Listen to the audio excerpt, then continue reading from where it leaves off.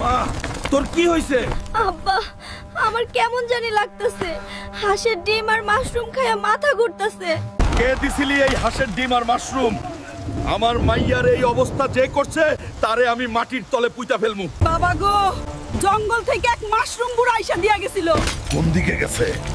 আজকে তার হাড্ডি মাংস আলাদা করমু। ওই মাশরুম বুড়া, সামনে আয়। আমার মাইয়ারে বিষ খাওয়াইছস, আজকে তোর মাশরুম ভর্তা বানামু। এত চিল্লাস কেন? আমার রাজত্বে আইসা আমারে ভয় দেখাস? আমার মাইয়ার এই দশা কেন করলি? তাড়াতাড়ি সুস্থ করার মন্ত্র বল।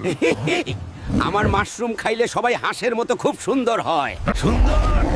তোর সুন্দরের গুষ্টি কিলাই। জলদি ভালো করার মন্ত্র ক, নাইলে তোর 12টা বাজামু। আর মারিস না। এই নে নীল মাশরুম, এইটা ছোয়াইলেই তোর মাইয়া ভালো হবে। কেমন লাগলো? শুকাইয়া তো কাঠ হইয়া গেলি। তোরে বাঁচানোর জন্য কেউ কমেন্টও করবে না, সাবস্ক্রাইব করে লাইকও দিবে না।